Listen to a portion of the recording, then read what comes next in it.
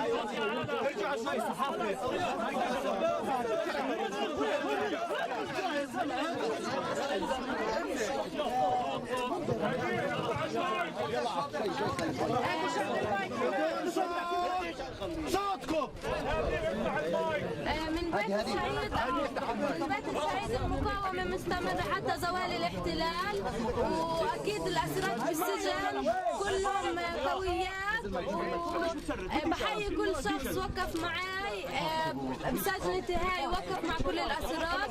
بتمنى إنه الكل يجي على الساعة 4 على المؤتمر الصحفي. شكرا. خلاص مش شعورك اليوم؟ عاد كيف شعورك؟